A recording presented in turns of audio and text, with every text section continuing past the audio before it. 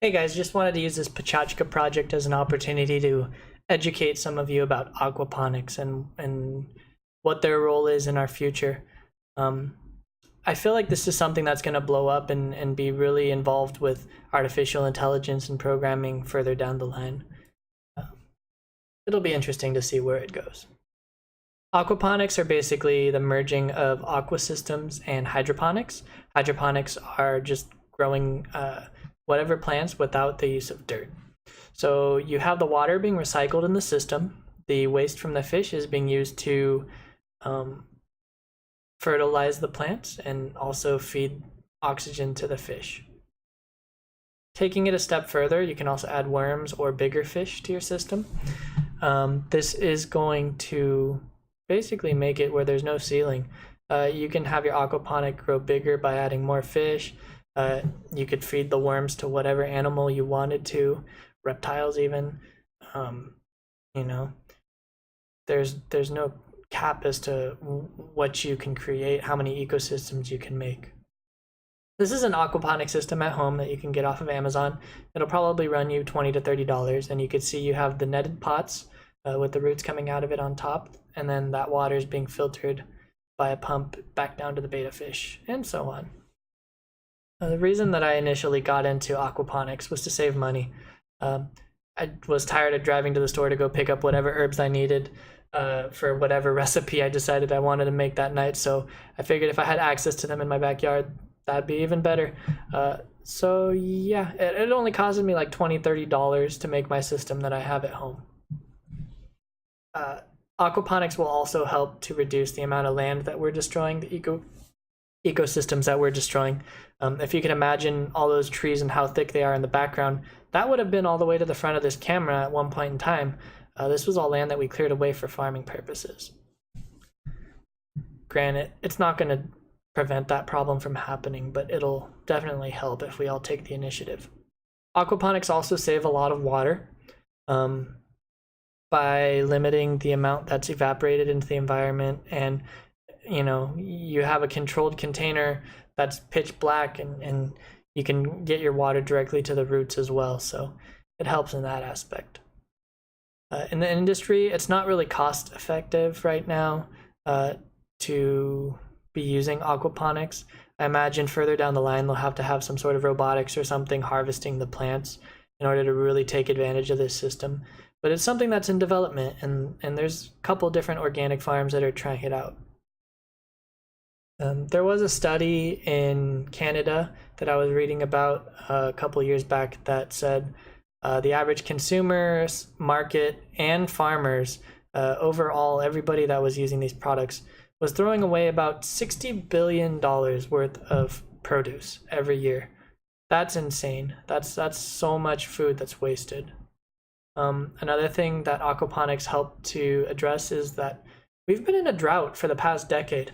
I live in California. It's a desert, and there's people flipping out saying that the sky's falling, but we're not supposed to get a lot of rain here, But it's going to help with your livestock and growing all the hay and everything else for them as well.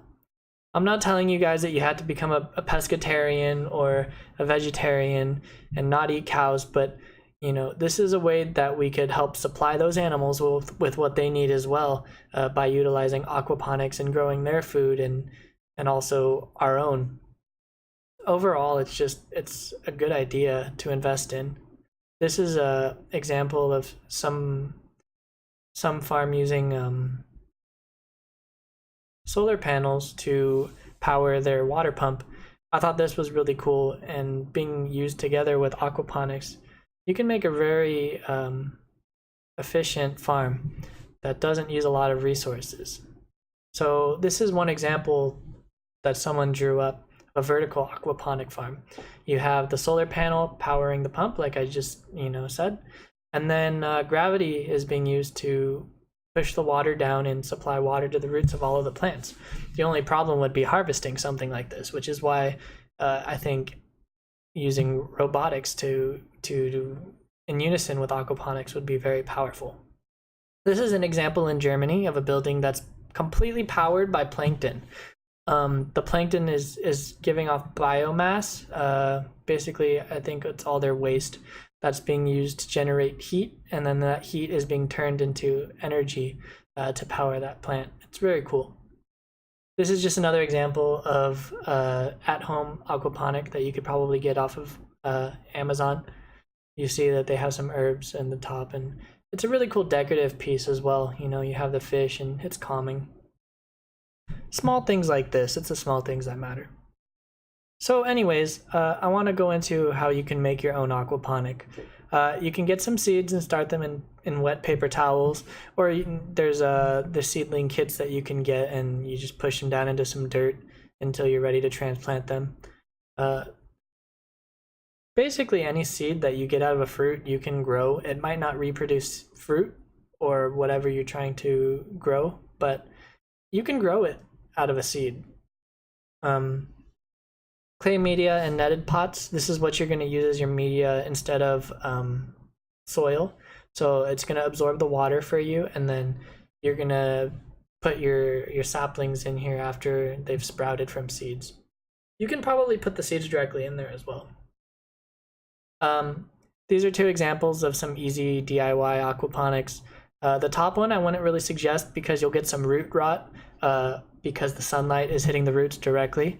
Something like the bottom one might be a little bit better just because you don't have to worry about that as much. The only problem is you can't really see your fish as well. So that's decoration versus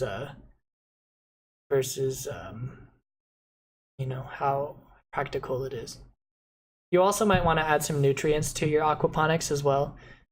Basically nitrates that are going to turn the ammonia back into nitrates. There's lots of different nutrients that you can get that'll help your tank and the health of your fish and your plants. So I wasn't kidding, this really does end with a salad. Once you have your aquaponic going, it feels really good to be able to pick your herbs and, you know, be self-sufficient. It's a really good feeling. Anyways, I hope you guys enjoyed, and try to do something like this yourself. It's easy, and I guarantee you once you get into it, you'll love it. Have a good day, guys.